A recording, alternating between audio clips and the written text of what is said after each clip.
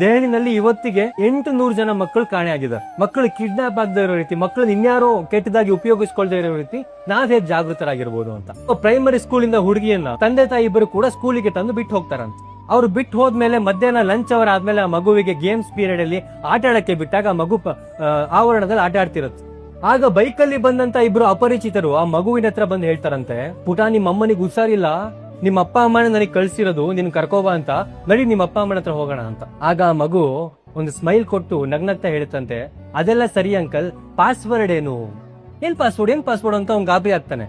ನಮ್ಮ ಅಪ್ಪ ಅಮ್ಮ ಯಾರೇ ಹಿಂಗ್ ಕರೆದ್ರು ಕೂಡ ಒಂದ್ ಪಾಸ್ವರ್ಡ್ ಕೊಟ್ಟಿದ್ದಾರೆ, ಆ ಪಾಸ್ವರ್ಡ್ ಅವ್ರು ಹೇಳಿದ್ರೆ ಮಾತ್ರ ಅವ್ರ ಜೊತೆ ಹೋಗ್ಬೇಕು ಅಂತ ಹೇಳಿ ಜೋರಾಗಿ ಕೂಗ್ಕೊಳ್ಳುತ್ತಂತೆ. ಅವ್ರ ಟೀಚರ್ಸ್ ಎಲ್ಲ ಫ್ರೆಂಡ್ಸ್ ಎಲ್ಲರೂ ಓಡ್ ಬರ್ತಾರಂತೆ. ಆ ಗಾಡಿನಲ್ಲಿ ಬಂದಿದ್ದ ಇಬ್ರು ಕೂಡ ಓಡೋಗ್ತಾರಂತೆ. ಸೊ ಪೇರೆಂಟ್ಸ್ ಏನ್ ಮಾಡಿದ್ರು, ಯಾರೇ ಹೊರಗಿನಿಂದ ಬಂದು ನಿನ್ನ ಕರೆದ್ರು ಕೂಡ, ಹೊರಗಿನಿಂದ ಬಂದು ನಿನ್ನ ಮಾತಾಡ್ಸಿದ್ರು ಕೂಡ ಪಾಸ್ವರ್ಡ್ ಕೇಳು, ಅವ್ನ್ ಪಾಸ್ವರ್ಡ್ ಸರಿಯಾಗಿ ಹೇಳಿದ್ರೆ ಮಾತ್ರ ಅವನನ್ನ ನಾವು ಕಳ್ಸಿದೀವಿ ಅಂತ, ಅವ್ನ್ ಪಾಸ್ವರ್ಡ್ ಹೇಳಿಲ್ಲ ಅಂದ್ರೆ ನೀನ್ ಡೇಂಜರ್ ಅಲ್ಲಿ ಇದೆಯಾ ಅಂತ ತಕ್ಷಣ ಅಲ್ಲಿಂದ ಜಾಗ ಖಾಲಿ ಮಾಡ್ಬೇಕು ಅಂತ. ಸೊ ನೀವು ನಿಮ್ಮ ಮಕ್ಕಳಿಗೆ ಒಂದು ಪಾಸ್ವರ್ಡ್ ಕೊಟ್ಟಿರು, ಏನಾದ್ರೂ ಆಗಿರ್ಬೋದು ಅದು ಒಂದ್ ಪಾಸ್ವರ್ಡ್. ಹೊರಗಡೆ ಯಾರಾದ್ರೂ ಒಬ್ಬ ವ್ಯಕ್ತಿ ಬಂದು ನಿಮ್ಮ ಮಕ್ಕಳನ್ನ ಮಾತಾಡಿಸಿದಾಗ ಅವ್ರು ಆ ಪಾಸ್ವರ್ಡ್ ಹೇಳಿದ್ರೆ ಮಾತ್ರ ನಿಮ್ಮ ಮಗು ಅವ್ರ ಹತ್ರ ಮಾತಾಡ್ಬೇಕು, ಇಲ್ಲ ಅಂದ್ರೆ ಮಾತಾಡಬಾರದು.